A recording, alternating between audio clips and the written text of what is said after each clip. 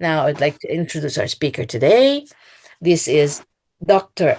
Eric Durieux, who is an associate professor in marine fisheries ecology at the University of Corsica, Pasquale Paoli, or UCPP, where he also coordinates the master's program in integrated coastal management and fisheries resources valorization.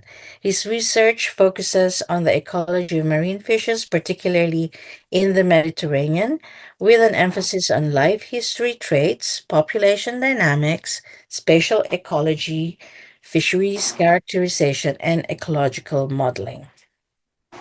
In 2025, Eric was awarded the France Canada Strickland Mobility Grant and recently visited the sea around us to finalize the reconstruction of Corsica's marine fisheries catches from 1950 to 2022. This effort between the sea around us, UCPP, and the Environmental Agency of Corsica, Saresco, and local experts leveraged 2 decades of fisheries monitoring surveys in Corsica. The project bridges local knowledge with global analytical frameworks to address critical data gaps in the Mediterranean, particularly those of artisanal, industrial, and recreational fisheries, which are often underreported and poorly documented. Eric began his studies in France, participated in a mobility program in Hawaii, and earned a master's from the University of Paris Sorbonne with internships in Australia and New Caledonia. He completed his PhD at the University of La Rochelle as an Ifremer fellow and worked as a postdoctoral fellow in California and at Ifremer Nantes. Since joining University of Corsica in 2011, he has developed a multidisciplinary research program that integrates species and ecosystem level modeling to better understand and anticipate ecological changes in Corsica and the broader Mediterranean. Welcome, Eric, and the the mic is yours now. Thank you. Thank you very much, Deng, for this introduction. And yes, so I'm not going to introduce myself, just to take the opportunity to thank Daniel Paoli and you, Deng Palomares, for having hosted me this summer as a visiting scientist, and having been awarded the Moore Strickland grant from the French embassy in Canada. I wanted to take the opportunity for this warm thanks, and also, of course, to the whole IOF and for this great opportunity to make this presentation today. So I'm going to talk about going towards sustainable fisheries in the Mediterranean from a local insights and global challenge, taking the Corsican case study.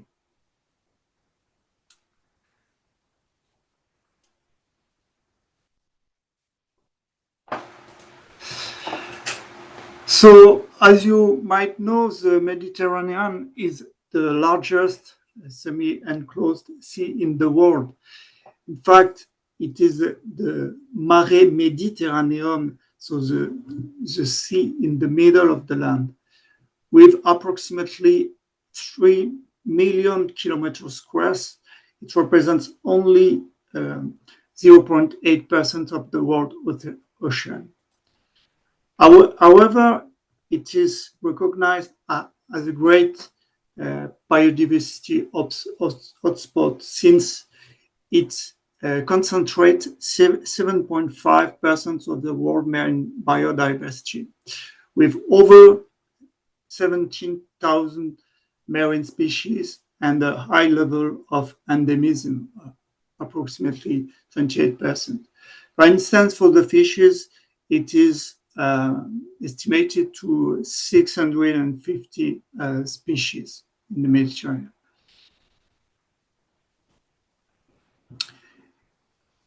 Now, talking about fisheries, we have to notice the long history of. Can you see my screen? Yes. Okay. The long history of fisheries in the Mediterranean since the antiquity. Here we can see some bluefin tuna on a cave in Sicily back 19,000 BCE. We can notice the beginning of gear fishnet with the Egyptian back 2000 BCE, and of course Romance mosaic showcasing all kind of gears and still commonly used gears, even with the bottom trawling, and the high diversity of targeted species. But the Mediterranean also highlight historical reports of overfishing and early reports of overfishing, starting in the 18th and 19th century. In fact, the Mediterranean is one of the longest trawl fishery, as one of the longest trawl fishery exploitation in the Western world. Here we can see some sailing pearl trawl, which showed some early issues of overexploitation, for instance, in the Gulf of Lion, as reported by Paul Gouret back then. Well, as you know, the Mediterranean display high fishing pressure since a long time, with declining stocks.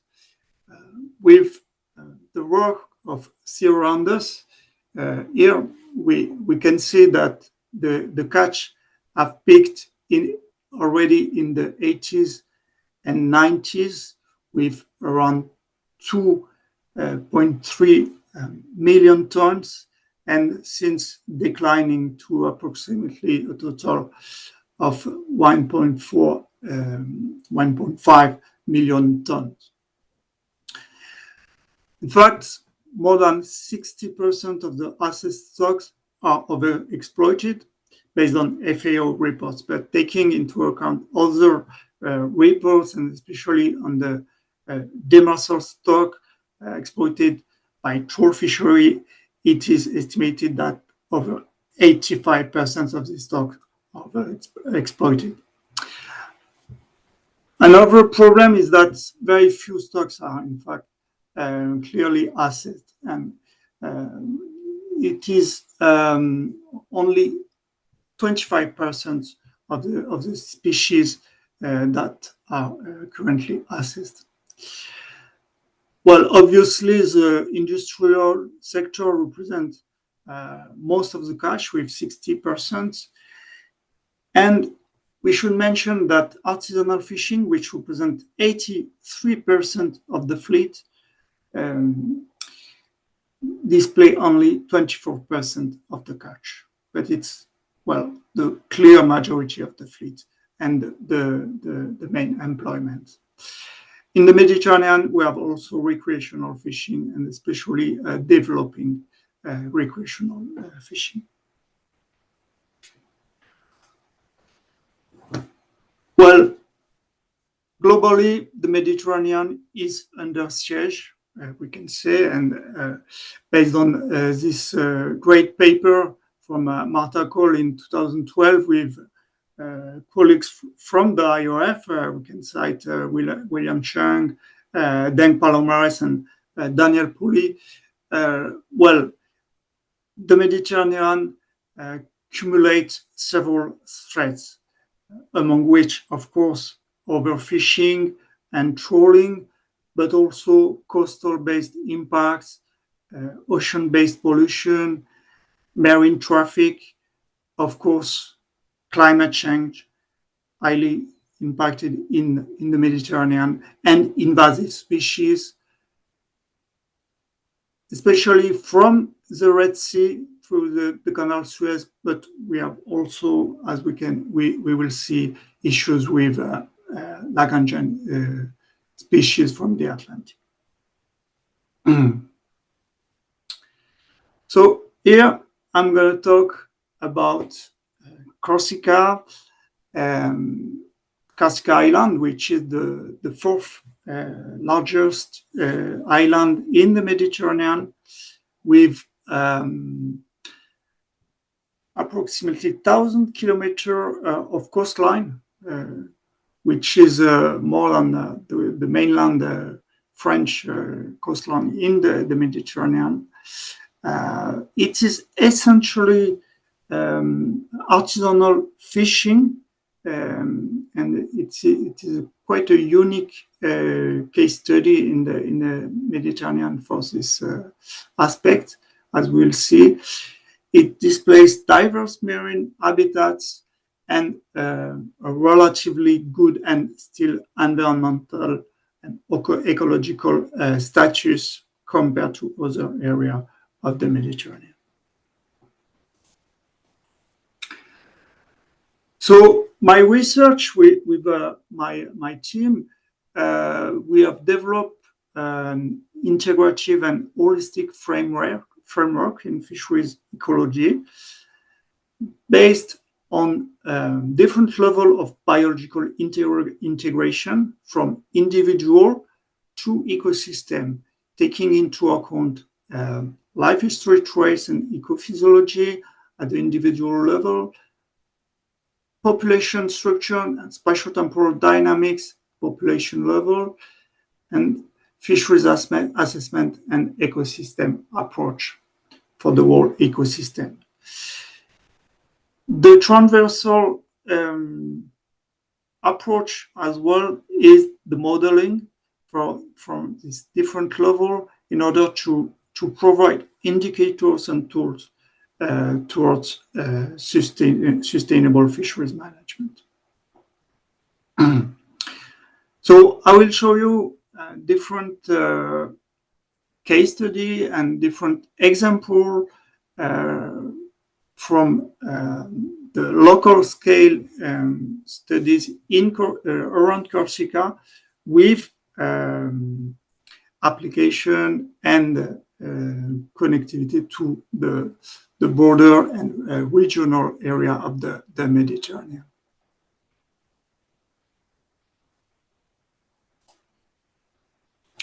First, start with individual level and life history traits. Well, traits that drives the life cycle and the population dynamics. Of course, age and growth and reproduction.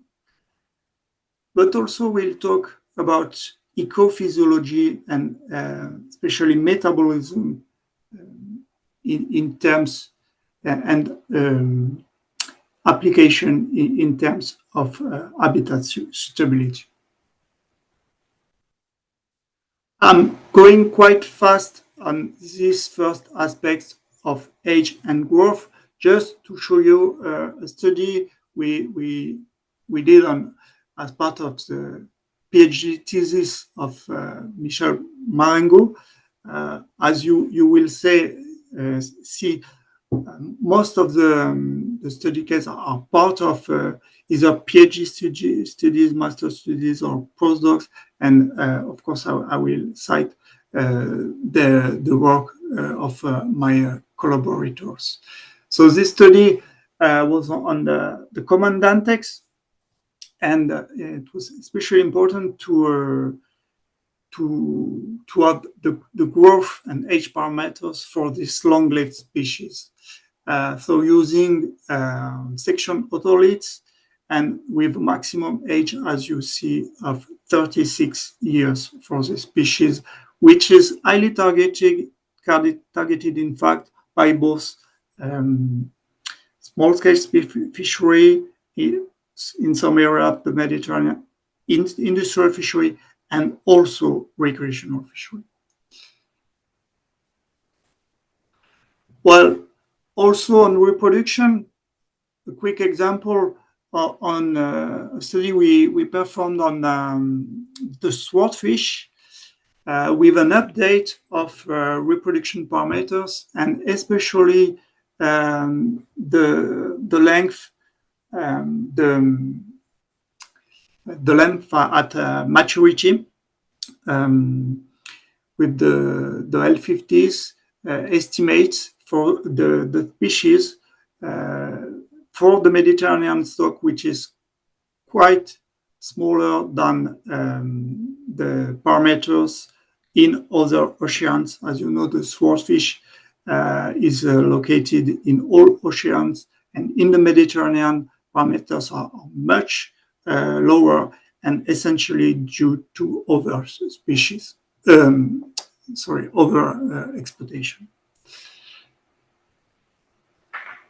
Now, since recent years, we also work with colleagues on ecophysiology and especially metabolism through oxygen consumption. And here you have an example on a study on the American blue crab, which is a highly invasive species in the Mediterranean, causing a lot of problems to the ecosystem and to the fisheries, especially in the lagoon fisheries. And for this study, we performed the optimum curve on salinity.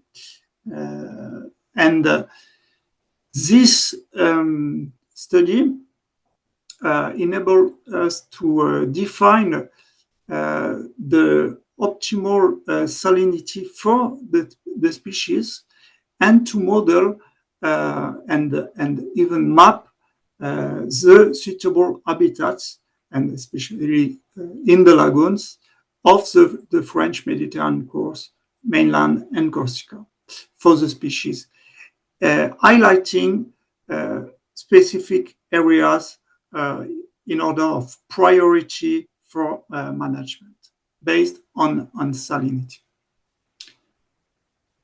Another example using ecophysiology approach is on other crustaceans, decapoda, but this one is the Spinous Mediterranean spider crab, which is an endemic and declining species in the Mediterranean.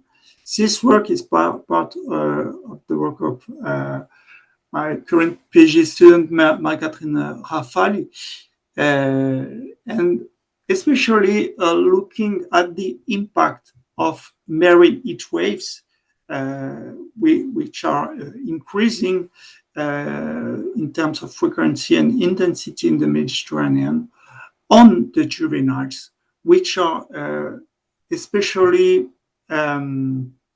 vulnerable to the marine heat waves, since they live in still shallow waters. So this is ongoing work, but I wanted to show you the also current studies linked to global change, and especially here with the marine heat waves. Now I will talk about the population level studies, and especially population structure and spatiotemporal dynamics. Well, we consider the whole life cycle in terms of population dynamics and structure through the different ontogenic stages and the different habitats. So a first study based on the species range using genetics approach, still on the common Dantex. We studied the genetic population structure within the whole Mediterranean, but also in the Atlantic Sea, since this species is distributed in the Northeast Atlantic and Mediterranean. Using microsatellites, but also mitochondrial markers such as D-loops, and also theory sequencing for species identification confirmation. And we showed no genetic differentiation for this species. And we also highlight that previous study, in fact, which showed different differentiation with the Atlantic, in fact, performed the analysis on a different species in the Atlantic. So new results for the species, and especially showcasing and we infer about the high level connectivity for this species.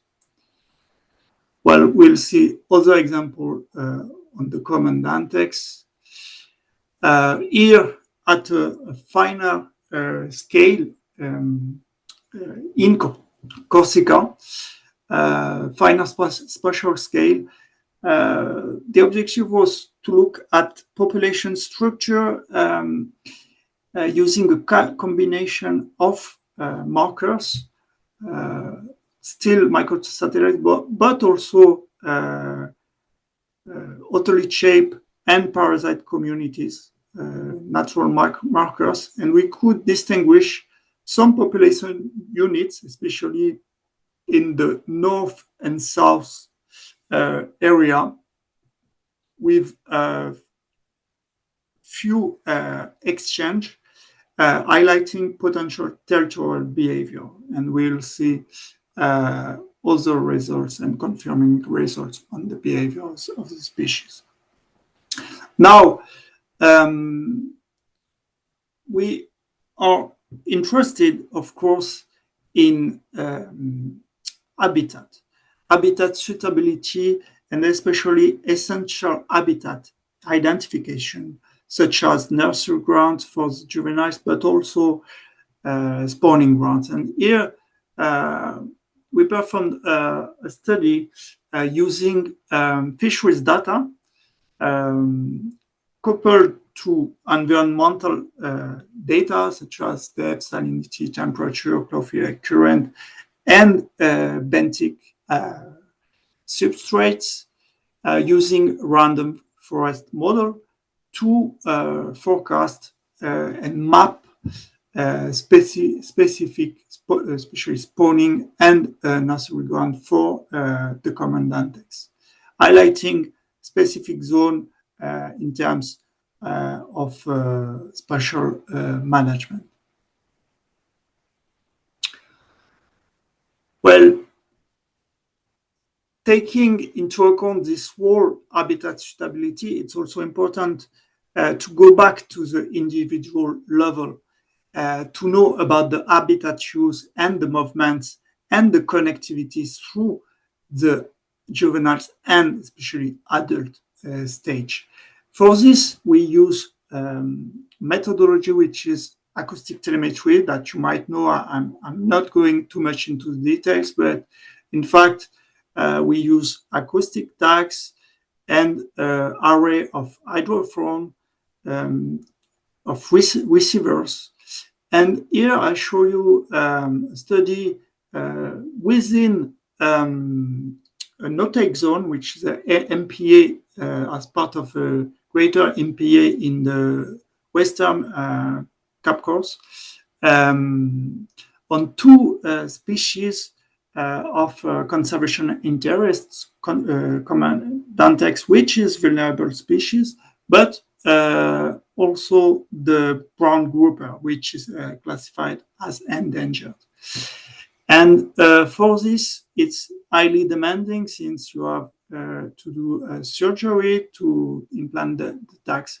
But we can get great results. And especially for this one, we could model 3D habitat suitability and fine scale movement within the no-take zone. So again, quite complementary and important for spatial management and MPA design. Quickly, another study using acoustic telemetry. Here again on the blue crab. So we worked on one great lagoon, the Bigulia Lagoon in Corsica, on both males and females blue crab. This constitutes the first acoustic telemetry on this study, on this species in the Med. And we could define, as you can see here, especially the seaward migration and movements of the females for spawning, and also the habitat use and home range of the species, which is quite informative in terms of objective to control the species, and especially to orient the harvesting strategy to control the species, this invasive species. Another example is then on the angel shark, squattina, which is a critically endangered species with very few still remaining population in the Mediterranean, and Corsica is one of the few areas where we still have this species in the Mediterranean. And here you can see some other examples using telemetry.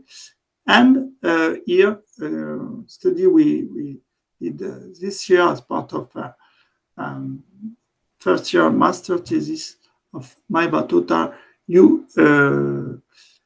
using random forest modeling to predict habitat suitability and seasonal habitat suitability of the species, which has great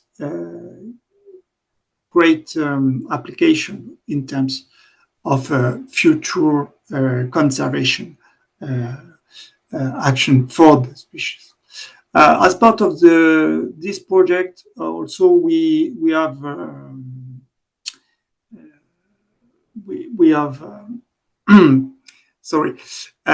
designed, in fact, an important shark and race area as part of the IUCN action on shark and race for the Eastern Corsica, and especially for the angel shark.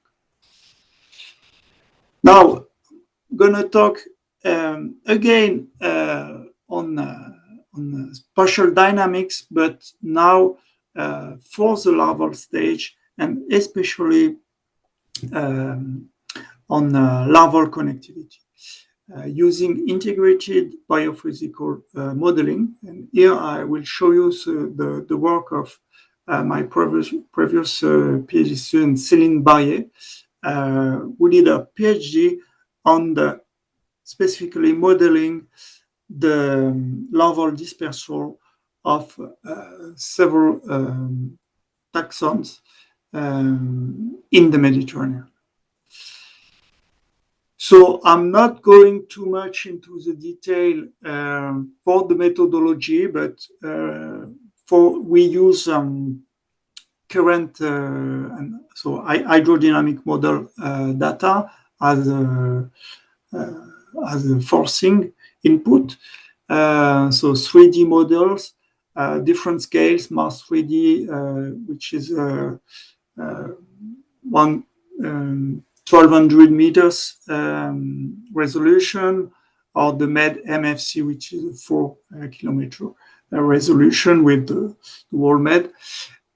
We use particle tracking software, which is ICCHOP, and we collaborate with the colleague Christophe Lett. We've still development on the software, and as you will see, especially for swimming input for larval fish.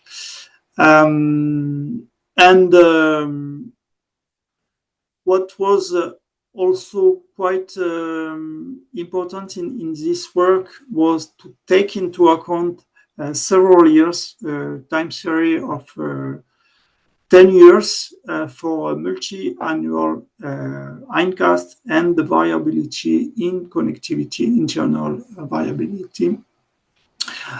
We take into account, of course, advection, diffusion, buoyancy, vertical migrations, swimming, and orientation, especially for fish, variable pelagic larval duration, and competence duration. And in this PhD, the goal was to develop an integrated approach on different taxonomic groups according to larval traits.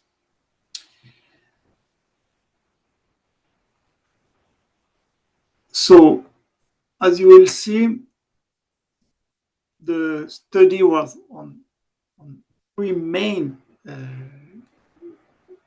taxonomic groups with the echinodermata, which are passive larvae, crustacean decapoda, which display vertical migration, and fish, actinopelagy, which display, in addition, active swimming with variable speed, and according to the development of the larvae, and orientation towards the coast. Not going too much into the details of this result. I put some, of course, some references, but here you can see the coefficient of variation of the density of the trajectories, which shows some internal variability, but also the main corridors for the larval connectivity. On the spider crab, which show a short larval duration, we can show some much more isolated clusters of connectivity, and also which highlight the vulnerability of the species with a much lower connectivity. And finally, which is still preparation work for the manuscript, which will be soon submitted, on the white sea bream as a model and fish, well-studied fish species in the Mediterranean. The goal was to implement active swimming and orientation at the new development of the software, ICCHOP, and also to compare and compare with field data of young of the year recruitment in a specific area in the Pyrenees coast, which showed the importance of the biophysical model as a predictor of recruitment. Now, for the last part, talking at broader scale on ecosystem and fisheries assessment.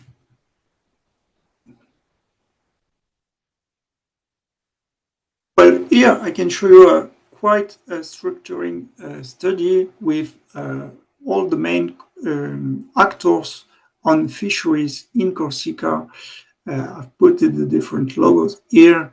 And this program was developed to set up specific fisheries monitoring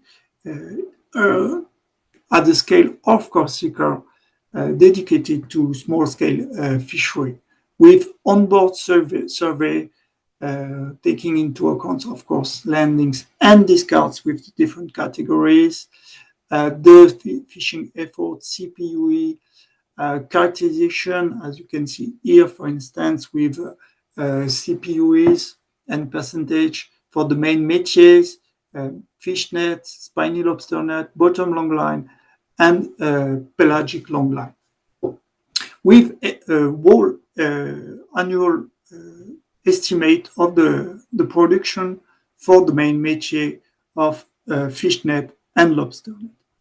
And as you will see, this was an important basis for the update of the catch reconstruction as part of the collaboration with sea rounders. So what we did is that we, in fact,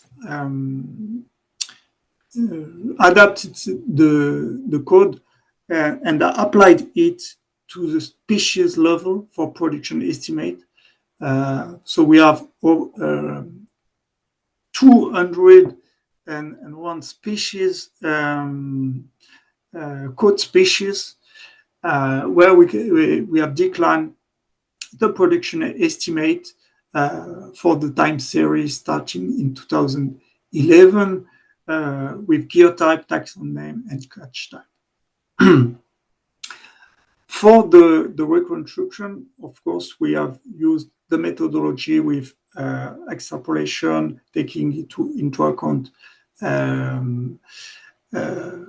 historical records and different sources for the extrapolation, and also taking into account the reported data. As you see for Corsica, that is very scarce, but in the 70s to 90s, and which show very lacking report, and also which show spike, which is an erroneous spike in recent years, which show different issues with this reported data.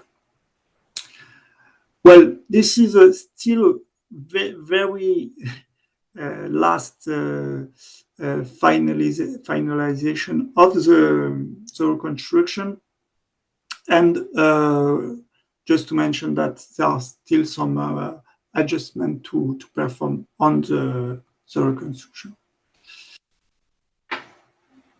Just as a follow-up of this system, I want just to showcase starting PhD thesis by Elisa Lamendola, who will work specifically on artisanal fisheries in Corsica with current status, challenges, and perspective, as an interdisciplinary thesis with my colleague in anthropology. So this work will clearly complete the reconstruction work, which is especially dedicated to the quantification part and the species part.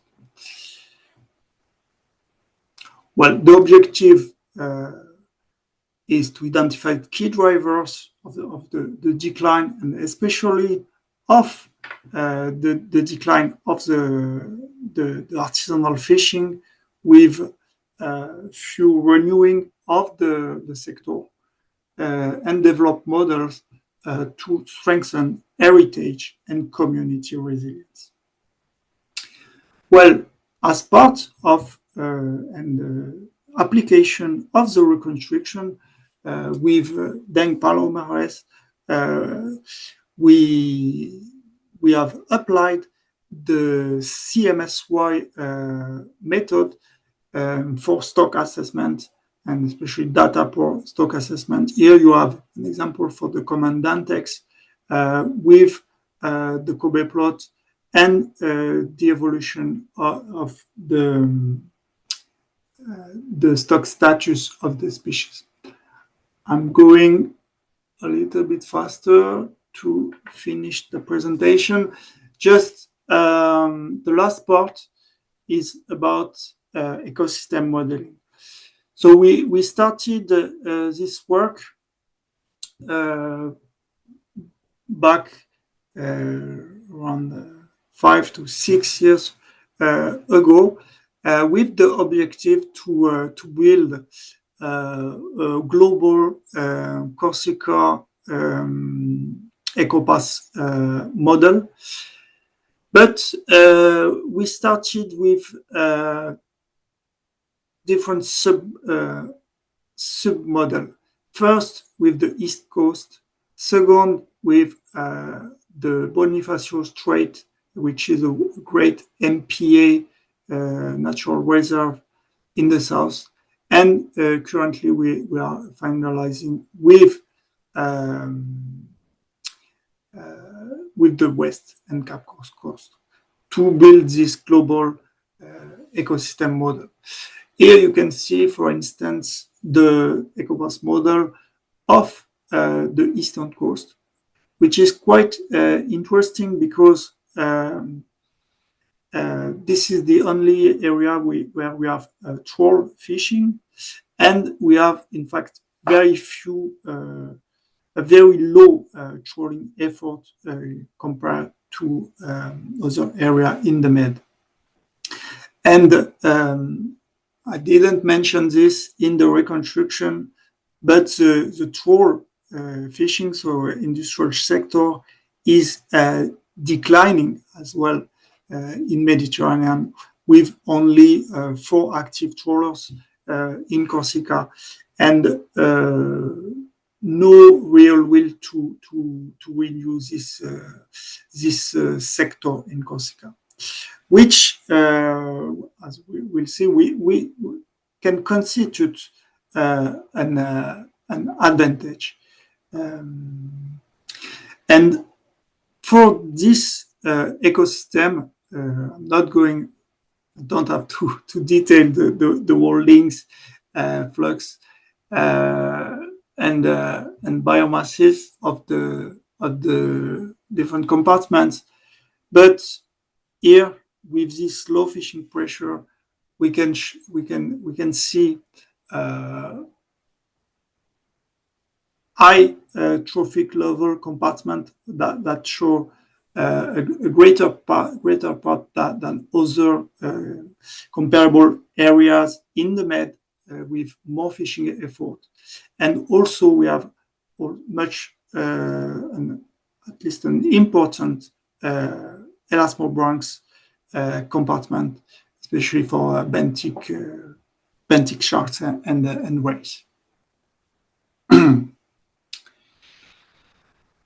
Of course, we have a lot of perspectives with this, especially for retrospective and prospective simulation linked to climate change and invasive species.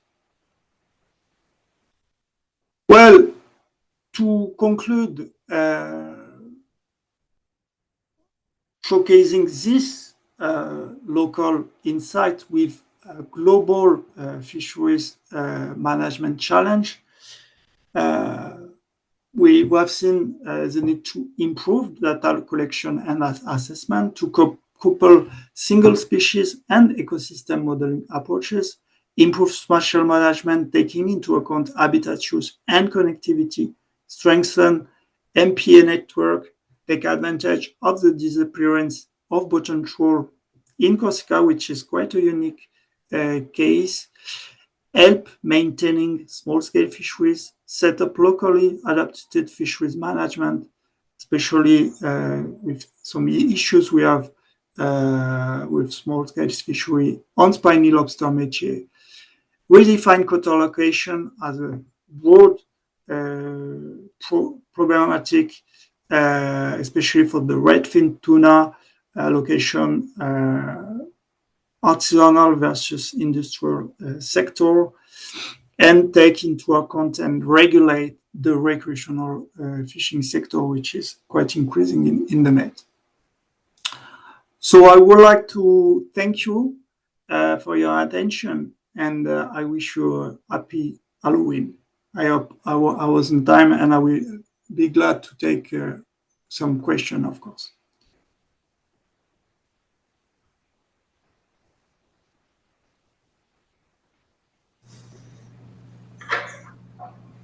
If you have questions, please you're welcome either to raise your hands now or to put your question in the chat box. I did have a question, Eric. So you said that the erroneous landings that were reported were identified in the recent reconstruction. What have so are were these errors corrected, or will they be corrected in the official landings report? That's something we go back to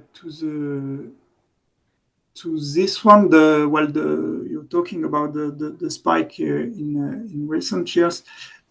These are official GFCM, so the RFMO for the Med data. But once we have finalized the reconstruction, we have to report this to the GFCM, and so to give them the information of this erroneous data. And so afterwards, they will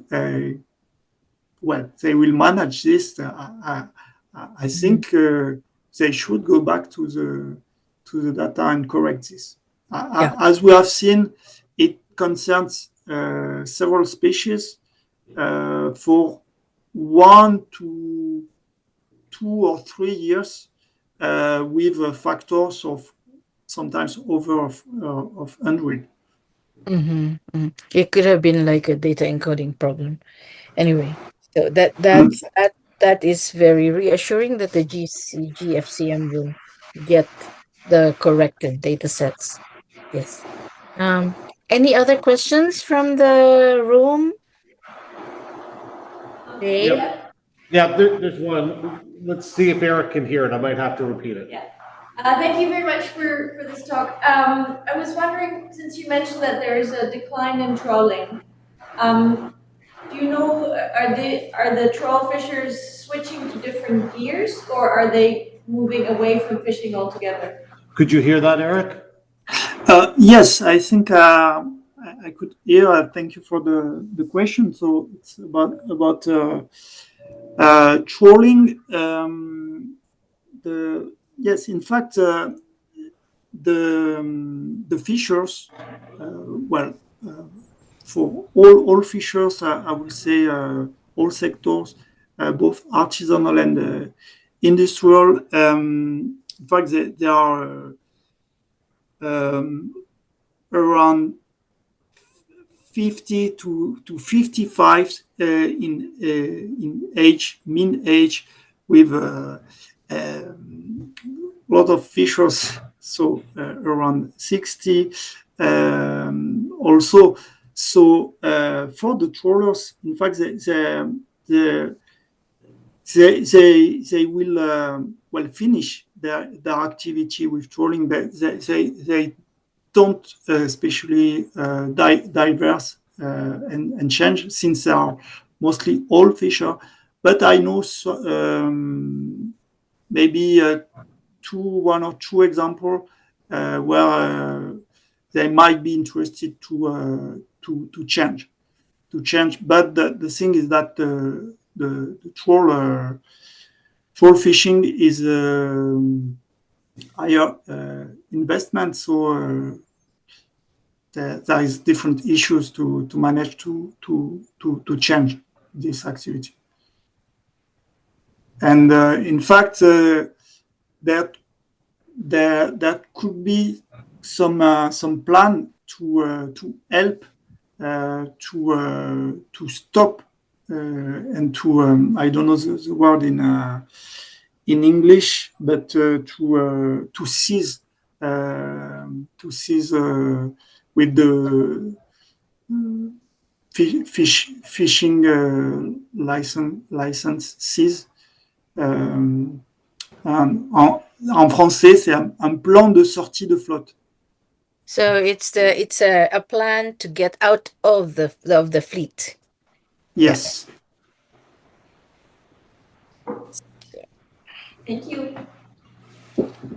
If I understand correctly, Eric, so that you were saying that the fishers are getting older, so there are more older fishers than younger fisher, and most of the older fishers are working on trawlers, and that the trawling, this means that trawling is being, how do you say, slowly taken out of the fleet, and this is Yes. the plan that the government or the government of Corsica is There's just to mention that there is not a current plan to go out of the fleet, but that could be a clear help and solution. But of course, it has to maintain and even restore the small-scale fishery sector. Okay. So to get out of trawling, but to stay in the small scale fishery sector. Yeah. Okay. Any other questions? Yeah, Eric, I have a question based on this graph that's here, particularly compared to a graph you showed near the beginning of your talk. And I just want to make sure I understand this, because it's one thing I notice about this is there's almost no reported catch for about a 15-year period, from about the mid 1990s to the 2000s. Is this for all fishing effort, or is this some sort of subset? Now, the fact is that in the Med, the time series, and at least for Corsica, but I think for other areas also, the time series starts in 1970. Yeah, but I'm looking between 1995 and 2008 that the FAO line Sorry. There's this part. Yeah, okay. Yeah, that's completely surprising. With, in fact, no reports. Yeah, no reports, but there were for sure report at the time, and it was even mandatory, but it was not. Can be different explanation because there are really different steps between the mandatory daily logbook of the fisher that goes to the fishing committee, that goes to the maritime affair, that goes to the ministry, that goes to very different steps. And in fact, we don't know exactly why there were no report at the time. Well, I knew that that there was a vast underreporting in general, but I think that line really drives it home when they're saying, "No, there's no." Yes. There's another question from the room. Vicky, go ahead. Hi, Eric. Thanks for the presentation. I noticed in your catch reconstruction that there is a dip specifically between two peaks in around 1978, maybe. Do you know the reason why? And does it correspond with what you saw in your CMSY assessments? So could you hear that, Eric? No, sorry. Okay, Vicky was asking about the peak that happens about the dip that happens about 1980. Yeah. Whether you knew what the cause of that was and whether it corresponded to. It's like stock assessment. Whether it corresponded to the stock assessments. So this one. The drop about 1980. So between 1975, suddenly 1980, it drops down, and then by Yes. 85, it builds up again.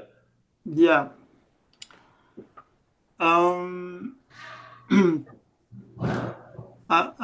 think that the because I don't have the slide here, but we have in fact for the which is also quite interesting in terms of report because we have national report, what well, we call national report, at least for Corsica reports from the 1950 till the mid 1980s, and we see this trend also on this other source of report between this peak with a drop and the second peak. So this might be some change in techniques. What we see, for instance, is that in this first peak, there were high catch of small pelagics like sardines, anchovies, that were targeted with seine. But in fact, we have reported that there were not, there were some issues with the marketing of the species because it was too much in few time, and on Corsica, not enough consumer, and there were issues to export or to transform, and so in fact they stopped this kind of fishery. But they do this in Italy, but in Corsica they tried, but they stopped. So it can be some change, and also maybe I will mainly say a change in target species. Thank you.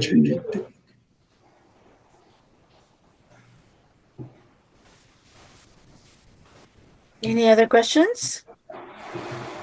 If Dave, if there are Nope, no no. more, yeah, if there are no more questions, then we would like to thank Eric for this